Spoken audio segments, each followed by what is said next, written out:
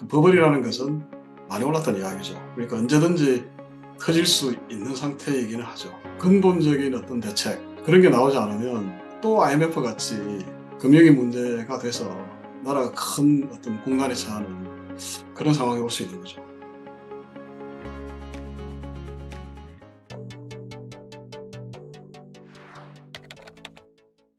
지금 미국 퍼먼 대학교에서 경영학 교수로 재직 중입니다. 교수님 한국에 계시다가 이제 완전히 미국으로 가신 건가요?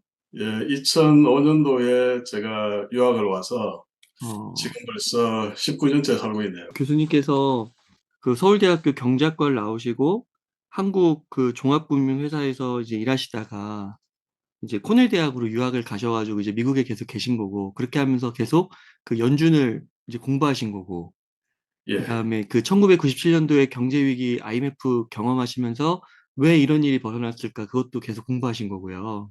예, 그렇습니다. 아, 그러한 과거들이 총망라돼서 이제 이렇게 패드 시그널이라는 책이 나오게 되군요. 예, 뭐 거의 저희 반자서전이라고 보셔도 됩니다. 아, 그렇군요. 그러면 교수님, 궁금한 게, 여기 저자 소개란에도 보니까, IMF 위기가 터졌을 때 진짜 최전선에서 활동을 하고 계셨는데, 국제금융 분야에서. 예, 이때 정말 큰 고민에 빠지셨다고 그랬습니다. 예. 그래서 도대체 이게 원인이 뭔지 막 고민을 하셨는데, 요 때의 상황을 조금 이야기해 주실 수 있으실까요? 그러니까 제가 처음 1993년 11월에 종합금융회사에 취직을 처음에 근무를 시작해서 첫 발령을 받은 것이 외환 딜링 룸이었습니다. 그러니까 이제 주니어 딜러로서 외환 딜링도 직접 하고 또 외화 자금에 대한 수급을 관리를 했었는데요. 그러다가 한 2년 후에 저희는 국제금융부가 있고 또 국제투자부가 있었습니다. 그래서 국제투자부로 이동을 해서 동남아시아 채권 그리고 동남아시아 대출 그런 업무들을 했습니다. 그 당시에 이제 동남아시아 태국이나 인도네시아 같은 경우에는 일종의 투자 붐이었었거든요. 그래서 국제 자금들이 물밀듯이 들어왔고 그 당시 태국을 소개한 책자, 그 전체 태국 경제라든지 태국 금융기관 기업에 대해서는 칭찬 일색이었죠. 어, 그래서 저희들도 안심을 하고 투자를 시작했었는데 한 불과 2년도 채 지나지 않아서 태국이 먼저 금융위기에 들어갔죠. 그러니까 음, 바트화 위기가 터지면서 금융위기 들어가고 인도네시아도 따라 들어갔고 그러면서 저도 당시에 이제 태국에 있는 저희 채권을 회수하려고 실제 채권 1,500만 불짜리 채권을 들고 채권 발행한 철강 회사를 방문하기도 했었거든요. 현재 변호사하고 철강 회사를 방문하기도 하고 그 당시만 해도 한국 같은 경우는 예외적일 것이다. 그러니까 태국과 한국을 동일선상에 놓고 볼 수는 없다. 그러니까 저희들은 마치 강 건너 불구경하는 입장, 뭐 그런 입장에서 훈수를 들고 그랬었죠.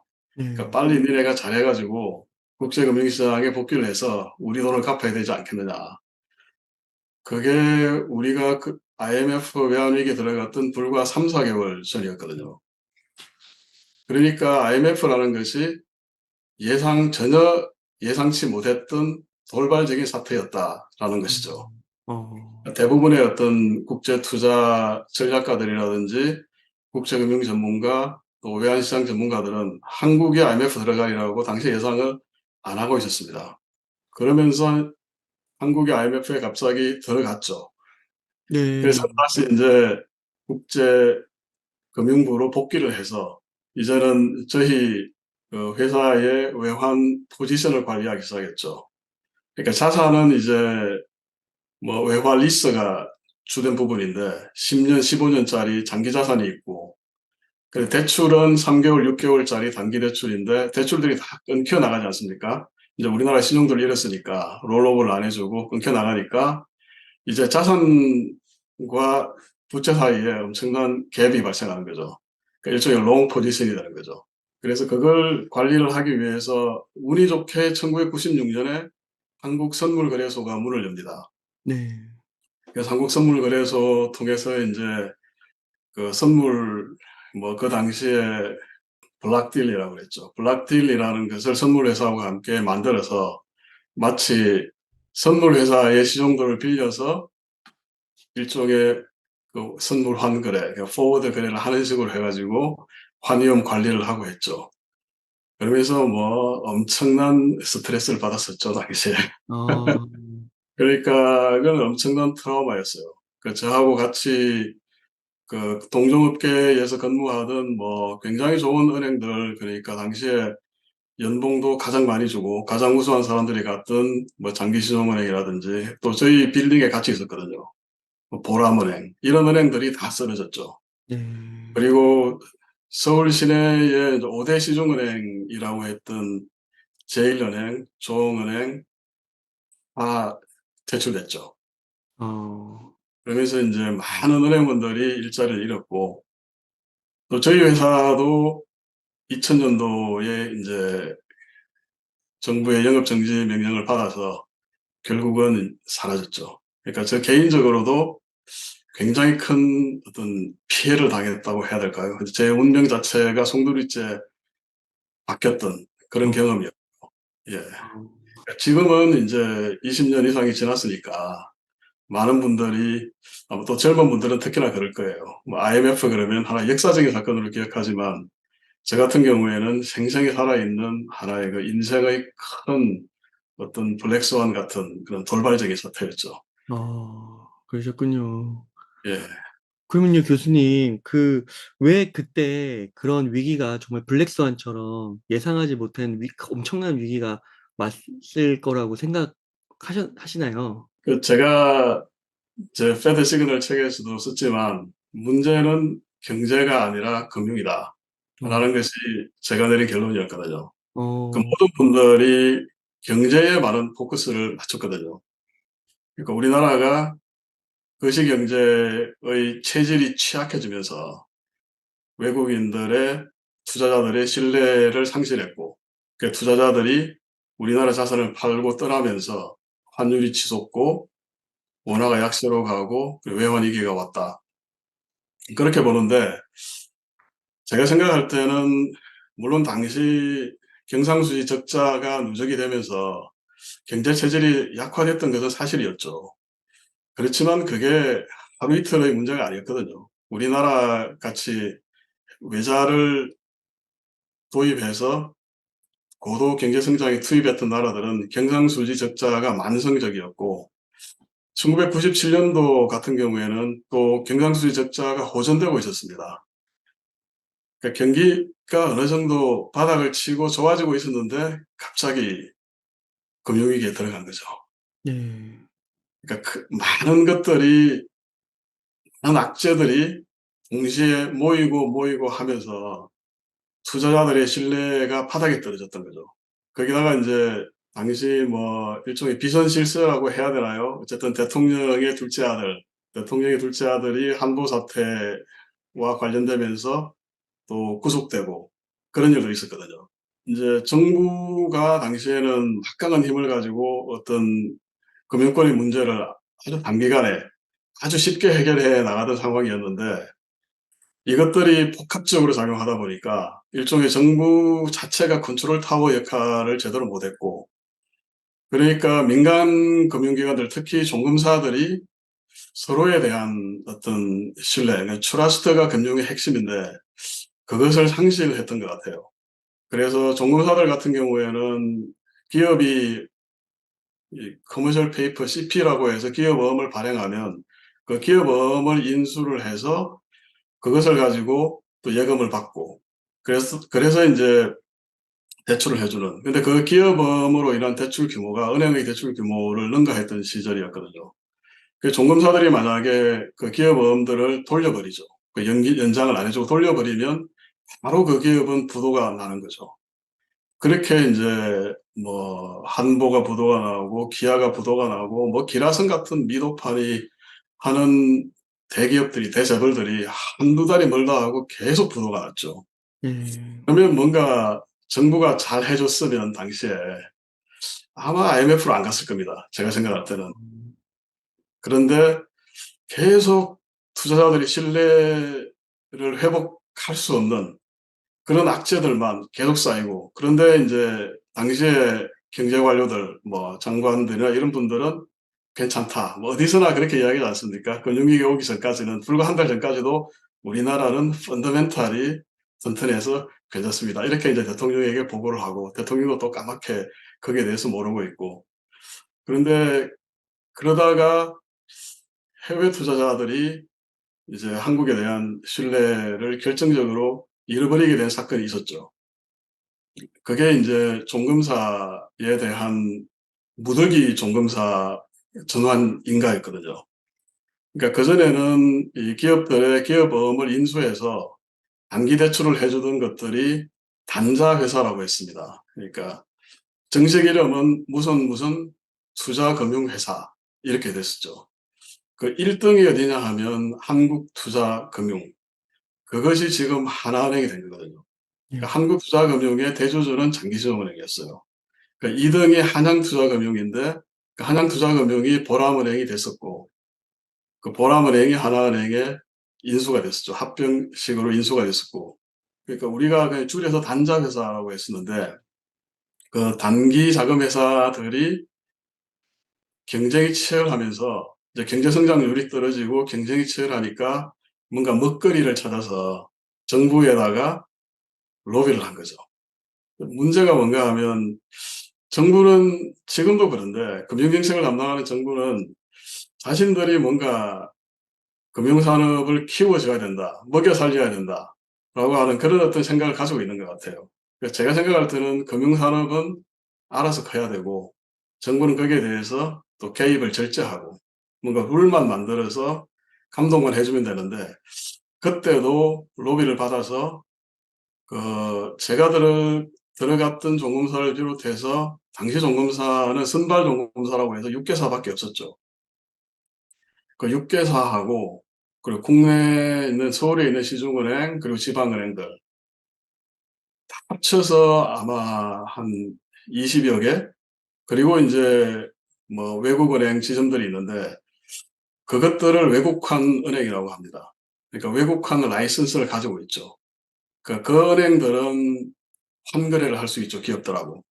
그 외환거래, FX 거래를 할 수가 있고, 또 국제금융시장에 나가서 달러화를 빌려올 수 있죠. 근데 생각해 보면 그 20여 개 있던 외국환 은행 숫자가 갑자기 24개가 늘어난 거예요. 네. 50개가 된 거죠. 그런데 사실 저희들한테 달러를 빌려주던 전주들은 제한돼 있었거든요, 숫자가. 거의 대부분 일본계 은행들, 아니면 유럽계 은행들, 미국계 은행들은 사실 돈을 잘 안 빌려줬었고, 근데 그 제한된 어떤 시장, 홍콩이나 싱가포르, 도쿄 시장인데, 그 자금 시장에 갑자기 24개의 새로운 은행들이 나타나서 우리한테도 돈을 빌려달라라고 하니까 당황한 거죠. 이게 뭔가 한국이 금융감독에도 문제가 있고 뭔가 이상하게 돌아가는 것 같다라는 생각을 하게 된 거죠. 네. 그래서 이제 스트레스 테스트를 해봤는데, 제가 기억나는 것이, 뭐 제 기억이 100% 정확한 것은 아닙니다. 오래전 얘기이기 때문에. LG그룹이 가지고 있었던 그 투자금융회사가 부산투자금융회사라는 회사가 있었어요. 그 회사가 이제 LG종합금융으로 전환을 했었거든요. LG종금이 국제금융시장에 나가니까 이제 다른 스위스계 은행이 저희들한테 물어보는 거예요. LG그룹 계열사라고 그러는데 이 회사가 좋은 회사냐? 우리가 돈을 빌려줘도 되겠느냐? 일종의 이제 하나의 그 의심을 가지고 있는 거죠. 그런데 우리 종금사들이 달러 자금이 말리면 한국은행이 외국환 평형기금이라는 것을 만들어서 대출을 해줍니다. 일종의 뭐 페드가 연준이 특별기금을 만들어서 은행들한테 지금 대출을 해주고 있지 않습니까? 뭐 비슷하게 상시적인 어떤 그런 외화 대출 기구인데, 그 외국환 평형기금이 입찰을 받아서 이제 돈을 배정을 하는 거죠. 그러면 그 금리를 로이터라든지 블룸버그가 이제 오늘 외국환 평형기금 채권의 금리가 이렇게 나왔습니다 라고 고시를 하거든요. 보도를 하는데, 갑자기 제 기억에 그게 100%인가 그렇게 한번 나왔던 것 같아요. 그러니까 보통 금리가 리보 금리, 우리가 이야기하는 라이보 금리에 조금 붙여서 나가는 것이기 때문에 한 5% 당시에 4% 그래야 되는데 이렇게 생각해 보십시오. 이게 100%가 됐다는 이야기는 스트레스 테스트에 완전히 실패했다는 이야기죠. 그 네. 저도 충격을 받았던 게 '왜 이런 기사가 여과도 없이 나갈 수 있지?'라는 생각을 했었거든요. 네. 아마 그 순간이 도화선이 됐던 것 같아요. 그러니까 '한국의 금융기관들이 돈을 못 빌리고 있다.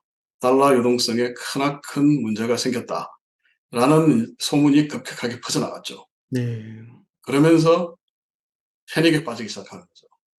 더 음. 이상 롤업은 안 해 주고 돈을 인제 회수만 하기 시작하고.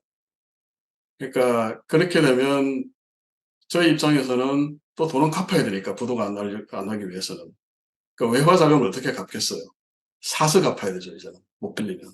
네. 그러니까 원화를 가지고 와서 원화를 외환시장에 가서 원화를 주고 달러를 사죠. 그 누구나 그렇게 하면 당연히 달러 가격이 올라가지 않습니까? 네. 그래서 그게 9월 말 10월 달에 1,000원이 되고 제가 그때 홍콩 출장 갔는데 출장 가는 비행기 타기 직전에 1,000원을 돌파하더라고요. 네. 얼마 안 있어서 1,500원이 되고 또 막 크리스마스 이브 1997년 크리스마스 이브가 외환위기의 정점이었죠. 크리스마스 이브 날 뭐 저희 고향 친구들이 모여서 그때 식사를 하고 있었는데 지금도 잊지 못해요. 그 크리스마스 이브는 가장 중요한 크리스마스 이브였던 거예요. 지금의 JP 모건과 같은 역할을 하던 글로벌 은행 1 위가 시티은행이었거든요. 당시에는 시티그룹이 제일 잘 나갔어요. 그때 윌 그 당시 행장이 저기에 윌 행장인데 그분이 주도가 돼서 "한국 금융기관들 은행에 대한 만기를 연장해 주자."라고 결정한 날이 크리스마스 이브였어요, 네.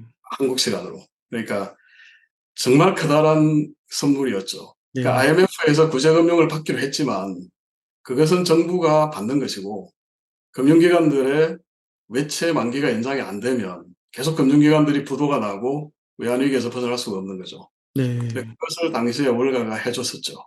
그날이 2,000원을 돌파한 날이었어요. 그 네. 뉴스가 나오기 직전에. 아. 역사상 최고점이었죠. 아. 그러면서 인제 다소 뚝뚝뚝 떨어지게 하겠죠. 근데 환율이 오르면 또 한국 주식이나 채권 아니면 다른 자산에 투자했던 투자가들은 또 환차손을 보니까 원화가 약세로 가면 자산 사이드에 인제 가치가 떨어지니까 또 그분들도 또 손절하기 위해서 다 팔고 나가고 그러니까 음. 뭐 주가는 아마 그날 283 포인트인가 뭐 280 포인트대까지 빠졌을 거예요. 아. 그러다가 또 급격하게 한번 회복됐다가 그게 아마 550 포인트까지 회복됐다가 또 273 포인트대까지 밀리고 뭐 그렇게 했었죠. 그러니까 안 터질 수도 있고 또 터질 수도 있는데 미nsky 모멘트라는 게 있지 않습니까? 그러니까 네. 하이만 미스키라는 이제 미국의 약간 비주류 경제학자죠. 그러니까 그분이 인제 어떻게 버블이 형성되고 또 버블이 터지면서 금융위기로 갔는지 잘 이론화시켰죠. 그러니까 인제 결국은 뭔가 어떤 계기가 돼서 투자자들이 인제 역포모죠. 포모가 아니라 역포모에 의해서 공포에 질려서 던지기 시작할 때 그때가 인제 버블이 터지는 순간인데 아시겠지만 주가의 가장 큰 호재는 가장 많이 내린 것이고 네. 주가의 가장 큰 악재는 가장 많이 오른 것 아닙니까? 그 버블이라는 것은 많이 올랐다는 이야기죠. 그러니까 언제든지 터질 수 있는 상태이기는 하죠. 근데 네. 그게 인제 어떤 하나의 그 기폭제 역할을 하는 그러니까 민스키는 그걸 어떤 티핑 포인트라고 했었는데 어떤 티핑 포인트가 되는 순간 뭐가 될지 그것은 알 수가 없죠. 음. 우크라이나 전쟁이 될 수도 있었고 하마스가 될 수도 있었는데 뭐 바이든이 또 워낙 여우같이 잘 대응하지 않습니까? 저는 그렇게 보거든요. 교수님 그러면 그 미국에서 보실 때 "대한민국의 금융은 안전한가?" 이 예. 질문에 좀 답변 부탁드리겠습니다. 그러니까 한국을 바라보는 어떤 그 두 가지 시각이 있는데 하나는 굉장히 부러운 국가로 보죠. 그러니까 오버롤 전체적으로 볼 때 한국은 정말 잘 나가는 나라입니다. 그러니까 어. 경제도 정말 잘 성장하고 있고 또 경제 성과도 정말 좋고 다른 나라들하고 비교하면 문제가 정말 작은 나라예요. 아 왜냐하면 그래요? 제조업의 모범생이고 하기 때문에 또 민주화도 뭐 이상적으로 지금 굴러가고 있고 물론 뭐 정치적인 지향에 따라서 뭐 좋아하고 싫어하고 하시는 분들은 있겠지만 그런데 금융은 어떠냐. 경제는 제조업은 모범생인데 금융은 열등생이라는 거죠. 음.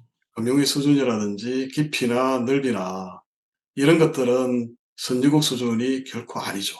그러니까 금융산업들도 보면 대체로 천편일률적이고 다른 회사에서 하면 나도 따라하고 또 안 하면 비난받고 뭔가 이게 미국 금융이 발전했던 것은 이노베이션이 끊임없이 생겼기 때문이거든요.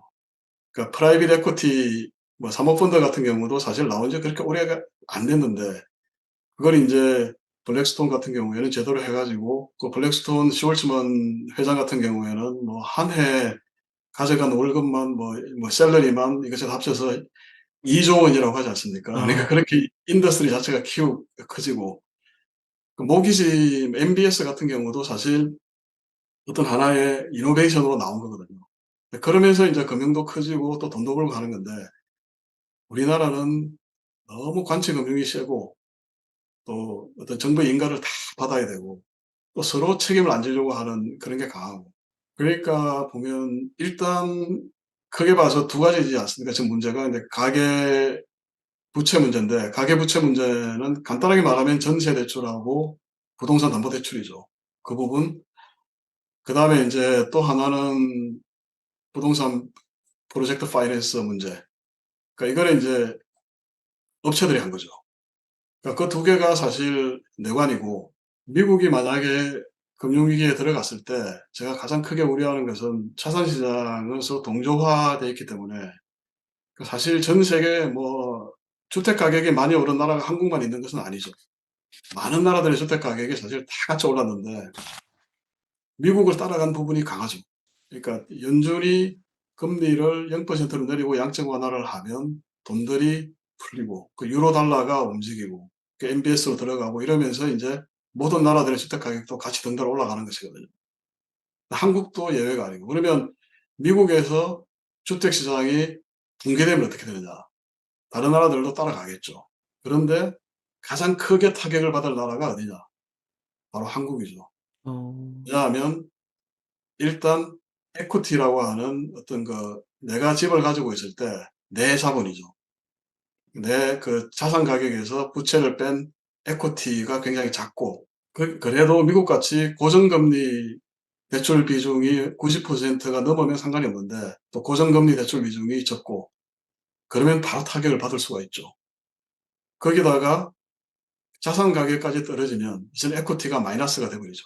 그러면 은행 입장에서는 담보 가치가 줄어드는 것이고 그리고 은행은 더 이상 대출을 할 수가 없죠. 네. 은행이 대출을 안 하면 그러면 또 연체가 부도가 더 증가하는 거고 은행 연체율이 높아지는 거고 은행이 부실화되고 그럼 은행에다가 인제 은행에 구제금융을 해야 되고 그런 어떤 악순환으로 갈 수가 있는 거죠.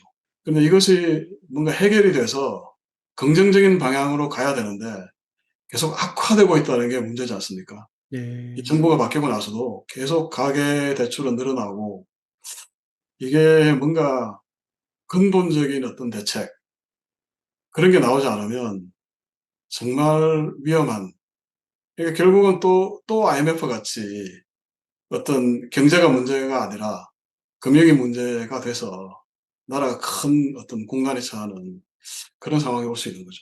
지금 저출산 문제 이런 것들하고 다 엮여 있는 문제지 않습니까? 네.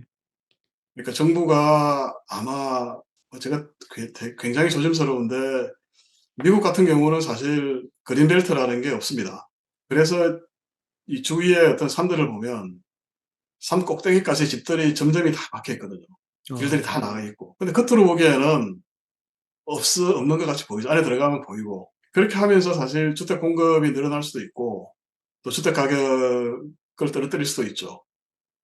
그래서 뭔가 제가 생각하기에는 획기적인 뭔가 좀 발상의 전환 그리고 젊은 층들에게는 정부가 과감하게 공짜로 주택을 제공한다든지 공짜로 주택 자금을 준다든지 이렇게 해서 우리가 이야기하는 대혁신 정책, 그런 게 나와야 될 것 같아요. 이게 그냥 뭐 은행들한테 "왜 이렇게 금리를 올려? 금리 좀 내려라." 라고 한다든지 계속 나와서 "너무 위험해 보인다. 자제하라." 그런 어떤 메시지 가지고 해결될 수 있는 문제는 아닌 것 같고요. 뭔가 이 정부의 어떤 대결단, 그런 게 필요한 시기가 아닌가. 그런 게 없으면 아마 일본이 겪었던, 뭐 똑같은 길은 아니겠지만 일본이 겪었던 버블 붕괴, 그리고 나서 경제 성장이 수십 년간 안 되는 그런 상태가 될 가능성도 있지 않을까. 굉장히 염려스럽습니다, 사실. 저도 젊었을 때는 굉장히 리스크 러빙이었거든요. 네. 작전주가 어디 없나 그런 거 하고, 그런 작전주 게시판에 가서 글도 쓰고, 네. 그러면서 그때만 해도 뭐 한국에 있을 때만 해도 그 주식 전문가들이란 분들의 어떤 이야기들이 어떻게 세력주를 찾아낼까? 어떻게 세력주에서 살아남느냐? 뭐 그런 게 많았죠. 사실 작전주는 하면 안 되지 않습니까? 네. 비슷하게. 왜냐하면 세력들이 정부에서 앞서고 돈에서도 앞서기 때문에 개미들이 이길 수가 없죠. 마찬가지죠. 그러니까 연준이 거대한 판을 벌여 놔서 이게 거품이 쌓이고, 그래서 자산시장 전체적으로 굉장히 버블이 커졌을 때는 주식시장 전체가 사실 작전화됐다고도 볼 수 있죠. 네. 맞네요. 좋은 이야기로는 연준 푸시라고 이야기를 하기도 하지만 저는 네. 그렇게 보거든요. 그때는 개인 투자자들은 위험 자산 시장에 가지 마라. 어. 그때는 그냥 현금 가지고 있어라. 그러니까 포모를 자꾸 느끼니까 그 포모를 안 느끼게 안 보면 되죠. 네. 아 그렇군요. 그 외에 다른 그 대안들도 많지 않습니까? 예를 들면 뭐 채권 시장에 투자를 해도 되고, 그러니까 개별 주식만 볼 필요가 없죠. 그 개별 주식보다는 사실 좀 더 패시브한 ETF 투자가 좀 더 안전하고,